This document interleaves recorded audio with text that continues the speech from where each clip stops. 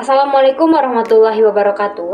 Halo teman-teman, di sini kita akan menjelaskan PPT yang berjudul Mekanisme Pasar dalam Perspektif Sejarah Islam. Sebelumnya, perkenalkan saya Ayu Andira dari kelas 3E Perbankan Syariah dengan NIM 01023142. Baiklah, di slide pertama itu kita akan membahas apa itu pasar. Pasar adalah bertemunya antara penjual dan pembeli yang melakukan transaksi barang atau jasa. Pasar ini juga merupakan sebuah mekanisme pertukaran barang dan jasa yang alamiah dan telah berlangsung sejak awal peradaban manusia. Di slide selanjutnya kita akan membahas aktivitas produsen dan konsumen menurut pandangan Islam. Yang pertama ini ada aktivitas produsen. Aktivitas produsen di sini terbagi menjadi 5. Yang pertama, barang dan jasa yang haram tidak akan diproduksi atau dipasarkan. Contohnya seperti babi, alkohol, dan sejenisnya.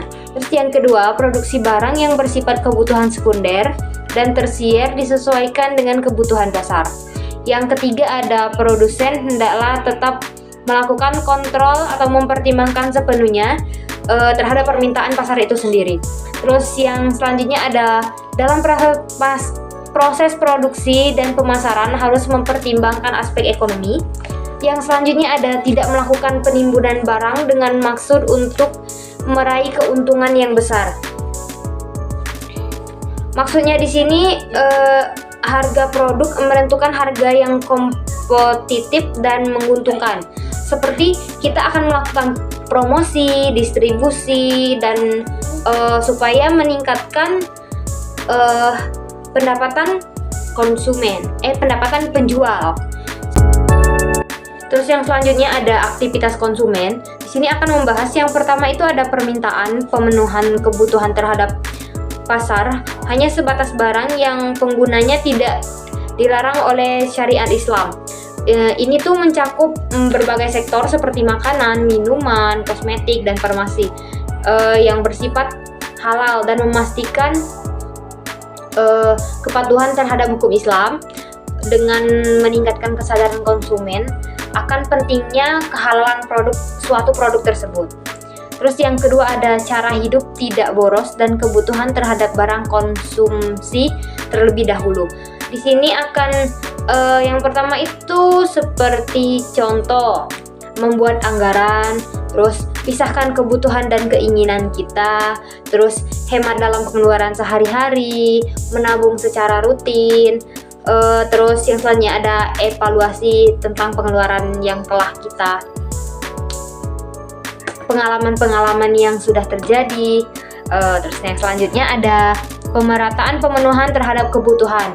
Di sini tuh konsep ekonomi yang bertujuan memastikan semua individu atau kelompok memulai akses yang sama.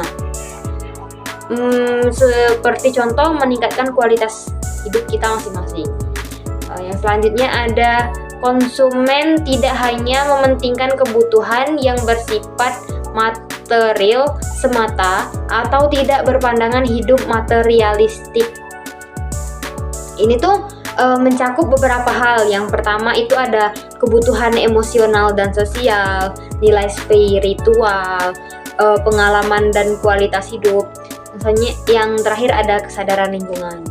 Terus yang terakhir ada konsumen juga harus melihat kepentingan konsumen yang lain dan kepentingan pemerintah. Di sini tuh maksudnya kepentingan pemerintah, etika konsumen itu seharusnya tidak hanya fokus pada kebutuhan dan kepuasan pribadi. Jadi sebagai seorang produsen kita tidak hanya terfokus pada kepentingan pribadi saja. Kita harus mementingkan kepuasan si pelanggan, begitu ya teman-teman. Yang selanjutnya ada pemerintah berpesan dalam mengatur pasar untuk memastikan bahwa barang dan jasa tersedia secara adil. Terus yang terakhir ada konsumen diharapkan untuk mengikuti prinsip-prinsip moral dalam mengonsumsi seperti barang halal, bisa membedakan mana barang halal dan barang haram. Selanjutnya di sini ada mekanisme pasar dalam perspektif Islam. Di sini ada keseimbangan pasar dalam ekonomi Islam. Yang pertama ada dalam konsep Islam monopoli, duopoli, oligopoli, tidak dilarang keberadaannya. Yang kedua ada kondisi pasar yang kompetitif mendorong segala sesuatu menjadi terbuka. Yang ketiga ada produsen dilarang melakukan perdagangan demi keuntungan pribadi. Yang keempat ada Islam melarang penimbunan karena alasan untuk mencari keuntungan dari kalangan barang pasar. Yang selanjutnya ada menyembunyikan barang cacat karena penjual mendapatkan harga yang tinggi. Yang selanjutnya ada, atau yang terakhir, di sini ada jual beli dilakukan dengan keadaan barang yang sama. Baiklah, di sini kita akan menjelaskan kurva permintaan. Sebelumnya, permintaan itu merupakan salah satu elemen yang menggerakkan pasar atau sering disebut dengan keinginan. Nah, di sini ada kurva dengan harga atau sering juga disebut dengan price. Yang kedua, yang bawahnya ada garis yang lurus di jumlah atau juga sering disebut dengan quantity. Di sini hukum permintaan itu, jika harga naik, maka permintaan akan turun. Jika harga turun, maka permintaan akan naik. Di sini ada kurva permintaan. Semisal harganya itu 2.000. Terus yang P2-nya itu harganya 3.000. Maka sebagai contoh di sini, jika harganya itu naik, maka permintaannya itu akan turun. Begitu juga sebaliknya, jika harga itu turun, maka permintaan itu akan semakin naik. Yang selanjutnya ada faktor-faktor yang mempengaruhi permintaan. Yang pertama ada harga barang atau jasa. Jika harga suatu barang naik, maka akan mempengaruhi faktor permintaan itu sendiri. Terus yang selanjutnya ada pendapatan konsumen. Pendapatan konsumen itu juga akan mempengaruhi. Terus yang ketiga ada selera konsumen. Yang selanjutnya ada harga barang lain yang terkait.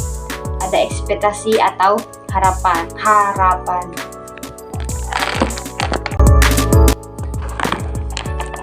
Yang selanjutnya ada kurva penawaran. Apa sih itu penawaran? Penawaran adalah harga suatu barang atau jasa yang ditawarkan oleh penjual kepada pembeli pada tingkat harga tertentu. Nah, di sini ada kurva penawaran. Di sini ada price, yang di bawahnya ada quantity atau jumlah. Di sini ada kurva mulai dari titik 0. Jika bunyi hukum penawaran ini, jika harga naik, maka penawaran juga akan naik. Jika harga turun, maka penawaran juga akan turun. Di sini ada contohnya, jika jumlah konsumennya 10, terus harganya ada 7.000, 8.000. Nah, ada di Q4 ini orangnya 10, di Q3 ini orangnya 20. Terus harganya di P4 ini ada harganya 7.000, terus yang di P3 ini semisal 8.000. Jadi di sini menunjukkan kalau harganya naik, maka permintaannya juga akan naik. Begitu juga sebaliknya.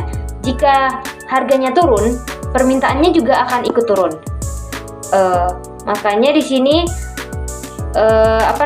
oleh karena itu jika harga barang naik, jumlah barang yang akan ditawarkan juga akan ikut naik. Nah, produsen yang memproduksi lebih banyak barang untuk meningkatkan laba mereka, karena pergeseran kurva ini jika pergeserannya ke kanan itu positif, jika pergeserannya ke kiri itu negatif, menunjukkan kenaikan penawaran. Di sini ada faktor yang mempengaruhi penawaran. Yang pertama itu harga barang. Penawaran barang akan naik seiring dengan naiknya harga barang. Terus yang kedua ada biaya produksi. Produsen akan mempertimbangkan biaya yang dikeluarkan dalam memproduksi barang yang selanjutnya. Yang ketiga ada jumlah produsen. Jadi jumlah penjual atau pesaing itu juga mempengaruhi penawaran. Yang keempat ada kemajuan teknologi. Biaya produksi semakin rendah, keuntungannya juga akan semakin bertambah. Yang di slide selanjutnya ada harga dan persaingan sempurna pada pasar.